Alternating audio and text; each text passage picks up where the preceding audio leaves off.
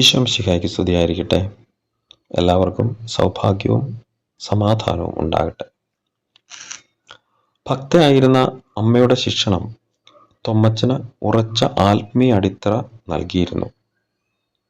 ബാല്യം മുതൽ തന്നെ ദൈവിക കാര്യങ്ങളെ ഗൗരവത്തോടെയാണ് അദ്ദേഹം നോക്കിക്കണ്ടിരുന്നത്. നിരന്തര വായനയും പഠനവും ക്രൈസ്തവ വിശ്വാസപരമായ കാര്യങ്ങളിൽ ആഴമായ അറിവും ബോധ്യങ്ങളും പകർന്നു കൊടുത്തിരുന്നു.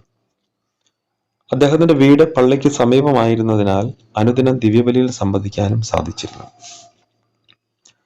ആത്മീയ ജീവിതത്തെ ഗൗരവമായി സമീപിച്ചിരുന്ന തൊമ്മച്ചൻ പുണ്യപൂർണതയ്ക്കും ആഴമായ ആത്മീയ അനുഭവങ്ങൾക്കുമായുള്ള പരിശ്രമം തുടർന്നുകൊണ്ടിരുന്നു. കയറ് കെട്ടിയവരുടെ സംഘം ഈ ആഗ്രഹത്തിൽ നിന്നും രൂപപ്പെട്ടു വന്നതാണ്. ആത്മീയോത്കർഷത്തിനൊപ്പം പ്രേഷിത പ്രവർത്തനവും സാധുജന സേവനവും കൂടി ചേർന്നപ്പോൾ അതൊരു ശ്രേഷ്ഠ ശുശ്രൂഷയായി വളർന്നു വന്നു.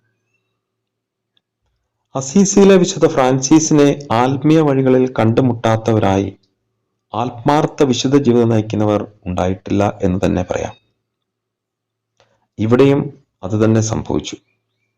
ഫ്രാൻസിസ്കൻ മൂന്നാം സഭയും കയറ് കെട്ടിയവരുടെ സംഘവും ഒരേ വഴിയിലാണ് സഞ്ചരിക്കുന്നതെന്ന് തിരിച്ചറിഞ്ഞ തൊമ്മച്ചൻ ആ വഴിക്കായി തന്റെ പ്രയാണം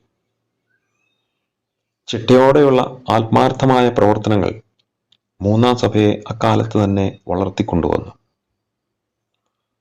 ഒരു മനുഷ്യന്റെ ആത്മാർത്ഥതയുള്ള അന്വേഷണം അനേകരെ ആകർഷിക്കുകയും ദൈവാന്വേഷണങ്ങളുടെ കൂട്ടായ്മയായി മൂന്നാം സഭയെ മാറ്റുകയും ചെയ്തു.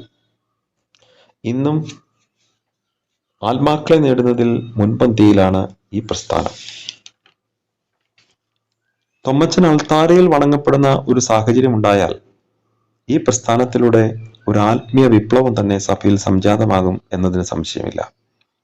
ആസന്നമായ ആ നല്ല നാളുകൾക്കായി നമുക്ക് പ്രാർത്ഥിക്കാം, പ്രയത്നിക്കാം. എല്ലാവരെയും ദൈവം സമർത്ഥമായി അനുഗ്രഹിക്കട്ടെ.